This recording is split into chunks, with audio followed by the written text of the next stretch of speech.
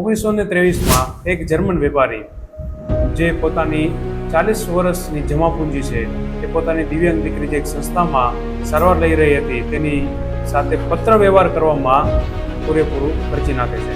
એક શિક્ષક 1 નવેમ્બર 1923ના રોજ સવારે ઉઠે છે અને પોતાને ભૂખ લાગે છે એટલે એક બ્રેડનું પેકેટ લેવા માટે પહેલા પોતાનું મકાન વેચે અને આ જે મકાન એની કિંમત એક બ્રેડનું પેકેટ લે છે.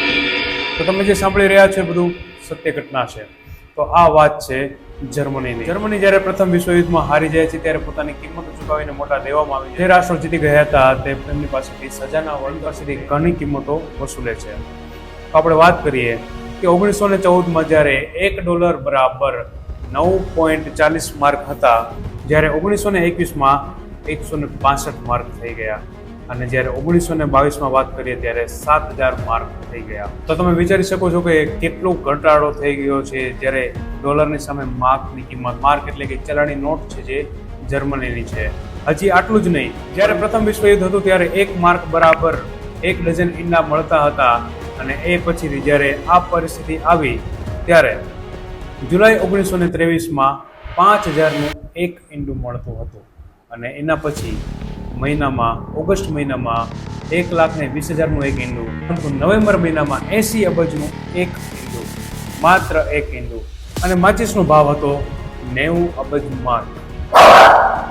જુજી યાર, માની લો કે તમે જર્મનીમાં છો અને જર્મનીમાં તમે કોફી પીવા જાઓ છો તો તમે કોફીના કિંમત ચૂકવો છો 50 લાખ માર્ક અને તમે કોફી પીને જ્યારે તમે પગ બારે મૂકો છો ત્યારે એના થઈ જાય છે 80 લાખ માર્ક. આટલી ઝડપથી આ માર્કની કિંમત જે છે એ ઘટતી જાય છે, પાછળ એક મીંડું વધતું જ જાય છે.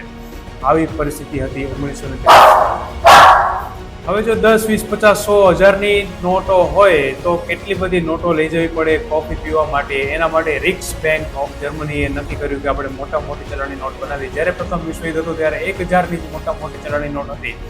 આ પરિસ્થિતિ આવ્યા બાદ જર્મનીએ ચલણી નોટમાં ફેરફાર કર્યો. ત્યારે સૌ પ્રથમ 1000ની જે હતી એના પછી 10,000, એના પછી 1 લાખ, એના પછી 2 લાખ, એના પછી 5 લાખ, છેલ્લે 10 લાખની એક ચલણી નોટ મોટી બનાવવામાં આવી હતી.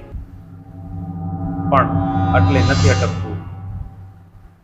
રિક્સ બેંક ઓફ જર્મની હજી પણ મોટી ચલણી નોટ બનાવવા માંગે છે અને એ ચલણી નોટની કિંમત 10 કરોડ, 20 કરોડ, 50 કરોડ, છેલ્લે 10 લાખ કરોડની એક ચલણી નોટ બનાવે છે. અને આ આટલી ગંભીર પરિસ્થિતિ બાદ જન્મ થાય છે એડોલ્ફ હિટલરનો. તો આવી આવનારી જાણકારી માટે તમે અમારી ચેનલ KG2UG ક્લાસીસ અથવા ઇન્સ્ટાગ્રામ પેજ એસે દયા પર તમે ફોલો કરી શકો છો અને શેર કરી શકો છો.